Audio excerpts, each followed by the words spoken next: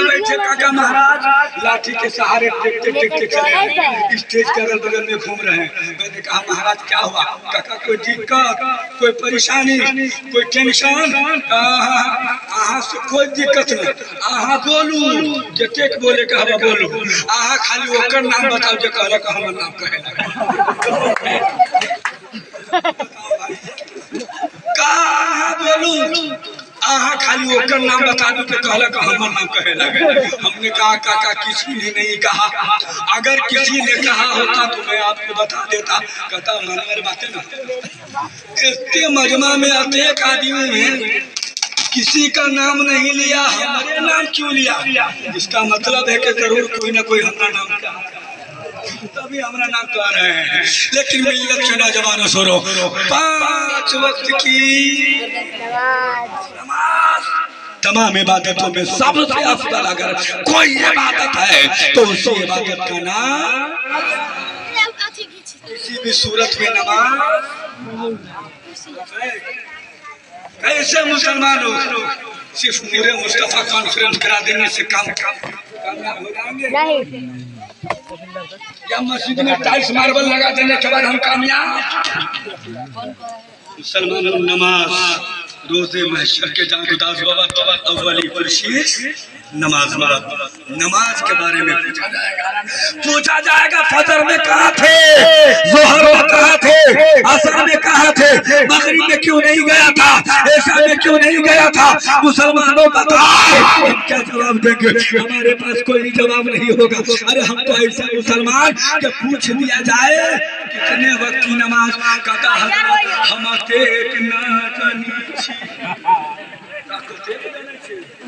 काम से जितना जानते हैं 5 बेर आजान होता है।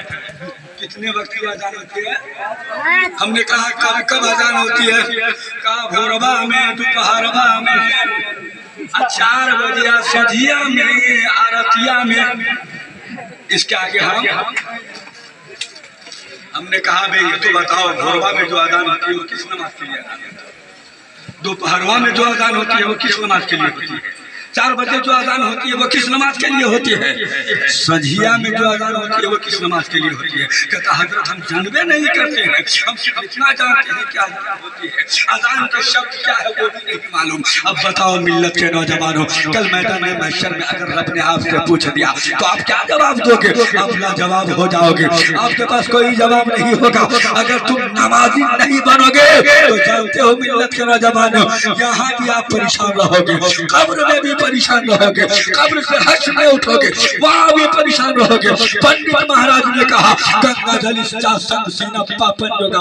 के गंगा जल पवित्र जल से पाक पानी से साफ पानी से वजू करेंगे और 5 वक्त की नमाज पढ़ेंगे। एक गांव में एक इमाम साहब थे, समझ रहे?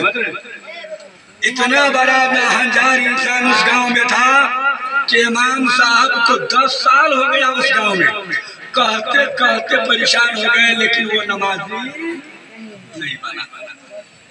सुबह शाम कहते थे नमाज पढ़ो, मस्जिद के बगल में घर है, नमाज की पाबंदी करो। कहता हजरत आप नहीं देखते 5 गो भाई सामने पास कई गो सुबह उठ के चारा डालते हैं, दोपहर में नहलाते हैं, फिर शाम में चारा डालते हैं, इसी में हमारा टाइम का सुहाग हो जाता, टाइम नहीं बचता। क्या करें?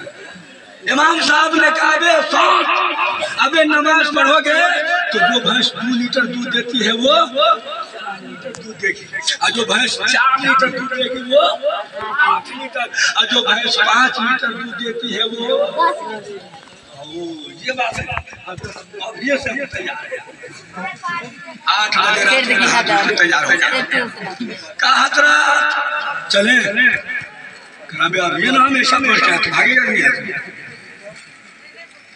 फजर में आना, सुबह में, कितने टाइम में आना? सुबह में। नहीं का नमाजी रात को घर गया, ये नहीं आती है, फिर 2 घंटा के बाद आ गया, कहा समय हो गया, कहा नहीं अभी नहीं, अभी जाओ सो। फिर 12 बजे 1 बजे आ गया, आधा घंटा गया, हजरत समय हो गया। अब इमाम साहब सोचते कितना अच्छा वहीं पे था जहाँ पे था। बहुत मुश्किल के बाद फजर का वक्त आया, फजर की नमाज पढ़ने के लिए गया। इमाम साहब के पीछे नमाज पढ़ा, सलाम भी पढ़ा और नमाज पढ़ के जैसे ही घर से बाहर मस्जिद से बाहर आ रहा तो क्या देखा, छोटा बेटा दौड़ते आया, कहता बाबू हो एगो गेट।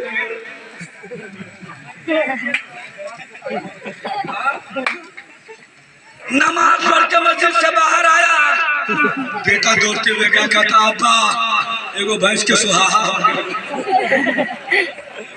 वही वो नहीं किया, बाहर वहीं से पलट गया, मस्जिद में गया। इमाम साहब हुजरा बंद करके और आदो वज़ाइफ में लगे थे। दरवाजा खटखटाया, इमाम साहब ने कहा कौन? कहा दरवाजा खोलिए। कहा कौन? कहा गेट खुला कि नहीं? गेट खुलवा। कहा हुआ क्या? कहा सब तोरे कह दे, सब तोरे कह दे। कहा रे हुआ क्या ये तो बताओ। पहले तो गेट इमाम साहब गेट दरवाजा खोला, का क्या मानिए बताओ। कहा आपने कहा जो भैंस 2 लीटर दूध देगी वो 4 लीटर, जो 4 लीटर देती है वो 8 लीटर। अभी एक के वक्त नमाज पढ़े वो भैंस का हमरा सुहाग। कब की दुश्मनी का बदला आप हमसे ले रहे हैं? ये हमरा से दुश्मनी कहिया के हो ये बताओ। इससे पहले हम नहीं जाते थे तो मेरे साथ कभी ऐसा मामला नहीं हुआ, याद क्यों हुआ? इमाम साहब ने कहा बेशुमार अल्लाह ताला तुमसे इम्तिहान ले रहा है, ये बताओ तुम इम्तिहान में कामयाब होना चाहते हो क्यों होना चाहते हो? कहने लगा हम इम्तिहान में कामयाब होना चाहते हो।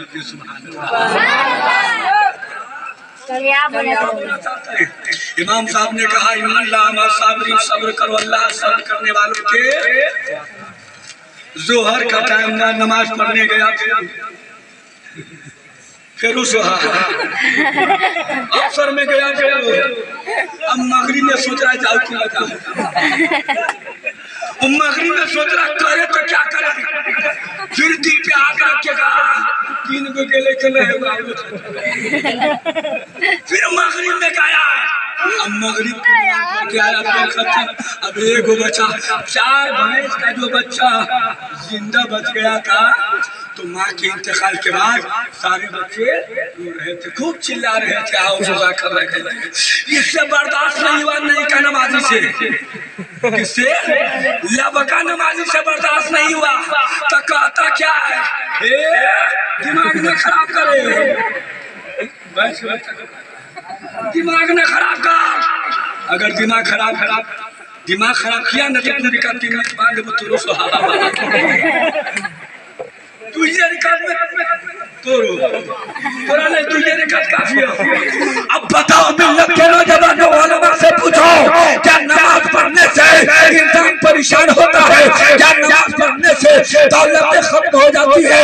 तो पीर साहब बताएंगे, अल्लामा इस्माइल बताएंगे, अरे नमाज बाप का इंतकाल हो जाए नमाज पढ़ के दुआ करो, माँ का इंतकाल हो जाए नमाज पढ़ के दुआ करो, माशरे में बदअमनी फैल जाए नमाज पढ़ के दुआ करो, तो अल्लाह ताला नमाज के बरकत से हमारे और आपके घरों में रहमत व अनवार की बरकत, नमाज के बरकत से अल्लाह ताला हमारे और आपके घरों में रहमत व अनवार की बरसात अता फरमाएगा। आप सोच रहे होंगे चतुर्वेदी को बुलाया, ये कहाँ जा रहा है, क्या करें? अब सुनिए, कहा 5 वक्त की नमाज पढ़ेंगे।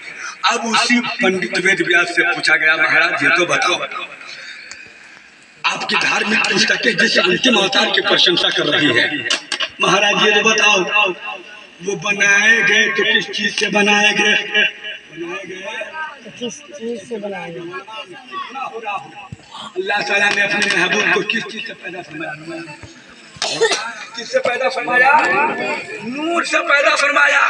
और आज चितकबरा देखो, उठा पैजामा को देखो, शक्ल भी ठीक नहीं है, एक पाँव का लंगड़ा है, एक हाथ का लुलवा है, एक का काना है, देखने को इधर तो दिखता है इधर, चलने को इधर तो चलाता है इधर। वो कहता है नौजुबिल्लाह सरकार हम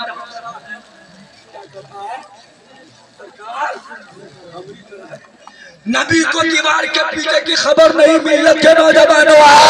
अरे कुरान की बात सुनना, कुरान की बात आपने सुना होगा, हदीस मुस्तफा सुना होगा।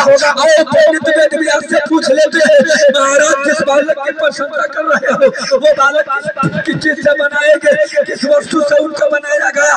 तो पंडित महाराज ने कहा आत्मा निर्मल अधर मधु देव कुंदन कंचनम। अरे वो कुंदन कंचनम वो निर्मल प्रकाश से बनाया गए, परम ज्योत से बनाए गए, वो आदि शक्ति से बनाए गए, महाशक्ति से बनाए गए। इसीलिए कहा गया कुंदन कंचनम। अरे वो ऐसे सोना होंगे कि जो भी उसके टच करेगा वो भी वो ऐसे सोना होंगे कि जो भी उससे टच करेगा वो भी सोना हो जाएगा। लोहा सटेगा तो भी सोना हो जाएगा, पीतल सटेगा तो भी सोना हो जाएगा, दस्ता सटेगा तो भी सोना हो जाएगा, तांबा सटेगा तो भी सोना हो जाएगा, अल्युमिनियम सटेगा तो भी सोना हो जाएगा। इसीलिए पंडित महाराज ने कहा अरे कुंदन कंचना, अरे वो ऐसे सोना होंगे कि जो टच कर जाएगा वो सोना। तभी मैं कहा करता हूँ कि खल्लाक दो जहां की इबादत किया करो, खल्लाक दो जहां की इबादत किया करो, अल्लाह के कुरान की तिलावत किया करो। और यही करने के लिए हमारे पास फुर्सत नहीं है। दुनिया की हर बुराई करने के लिए हमारे पास टाइम है, लेकिन नेकी करने के लिए हमारे पास टाइम नहीं है। और वैसे भी हमको और ज्यादा बोलने के लिए भी मेरे पास टाइम नहीं है। मिल्लत के नौजवानों सुनो, अब तो इसी बिरादरी का मैं शेर सुनाने जा रहा हूँ और मैं देखना चाहता हूँ कि किनको किनको अपने माता पिता से कितना प्रेम है, माता पिता से ज्यादा प्रेम है या अपनी श्रीमती से ज्यादा प्रेम है। मैं देखना चाहता हूँ मिल्लत के नौजवानों, जिसको अपने माता पिता से जितना प्रेम हो उतना ही हाथ उठाइए और प्रेम से बोलिए। सबको माँ बाप से मोहब्बत है ना, अल्लाह तबारक व तआला इस मोहब्बत को सलामत रखे। मिल्लत के नौजवानों अब देखो, मैं वहां से लेकर के यहाँ तक, यहाँ से लेकर के यहाँ तक जितने भी मजमे में बैठे हुए हैं तमाम की जानिब से रात के 1-1:30 बजे बरकत वाला शेर में सुना रहा हूँ। और मैं देखना चाहता हूँ कि बरकत वाला शेर सुन करके हुजूर पीरे तरीक़त के मुखमंडल का दर्शन कर करके कितने लोग मुझसे मुसाफा करने को तैयार है ना? सब आदमी अल्लाह तबारक व तआला आप तमामी के जज्बे को सलामत रखे। बहुत ही मेहनत की मुशक्कत के बाद इस तरह का प्रोग्राम, बहुत ही मेहनत के बाद इस तरह का प्रोग्राम वजूद में आता है। और आपने तो पीरे तरीक़त को बुला लिया है, काजी शहर शिवहर को बुला लिया है और भी बहुत